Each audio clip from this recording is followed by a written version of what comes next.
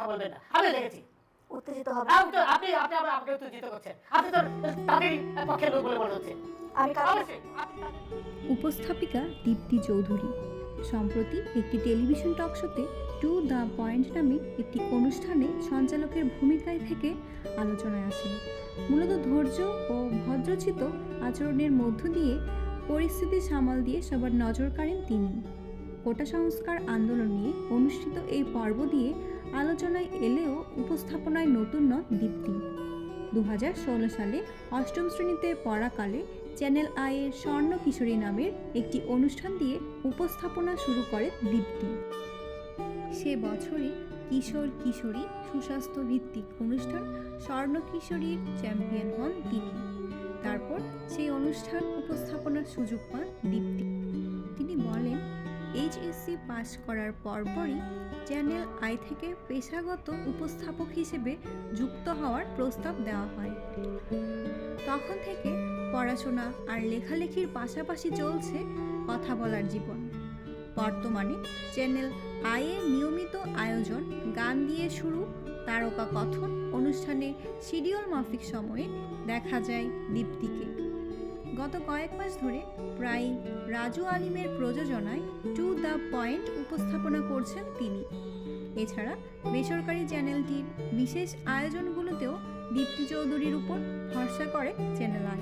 বোকা বাক্সের বাইরেও বিভিন্ন মানসম্পন্ন অনুষ্ঠানে দেখা যায় তাকে। দীপ্তি চৌধুরী উপস্থাপনাকে একটি বুদ্ধিবৃত্তিক পেশা হিসেবে মানেন।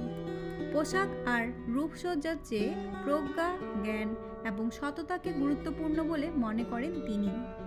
বিরূপ পরিস্থিতি সামাল দেওয়ার বিষয়ে দীপ্তি বলেন, আমি যা করি তা হচ্ছে পরিস্থিতি দ্বারা প্রভাবিত না হওয়া এবং বার্ড আই থেকে তাকে দেখা।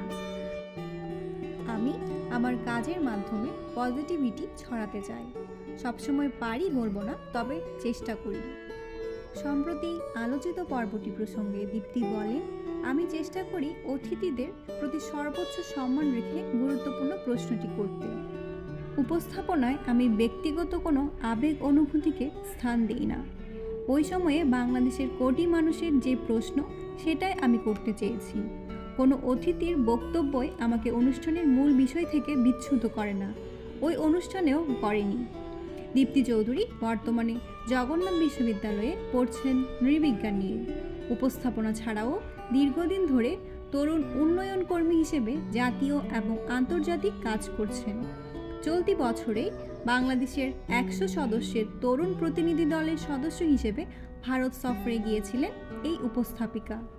এছাড়া সুইজারল্যান্ড, যুক্তরাজ্য, আফ্রিকার কেনিয়া সহ নানা দেশে বাংলাদেশের তরুণ প্রতিনিধি হিসেবে ঘুরে এসেছেন। নিজের ভবিষ্যৎ পরিকল্পনা নিয়ে দীপ্তি বলেন, আমি উপস্থাপনাকে উপভোগ করি। এর ফলে দেশের শিল্প সংস্কৃতি, রাজনীতি ও বুদ্ধিবৃত্তিক জগতের অনেক বড় মানুষের সঙ্গে আমার পরিচয় হয়েছে। তাদের কাছ থেকে অনেক কিছু শিখছি। তাছাড়া আমি মানুষের জন্য কাজ করে যেতে চাই। সে বিষয়টি মাথায় রেখে আমার পড়াশোনা, লেখালেখি এবং উপস্থাপনা তথা মিডিয়া ক্যারিয়ারকে এক সুতোয় গাঁথতে চাই। বাকি অনেক কিছু তো সময় বলে দেবে।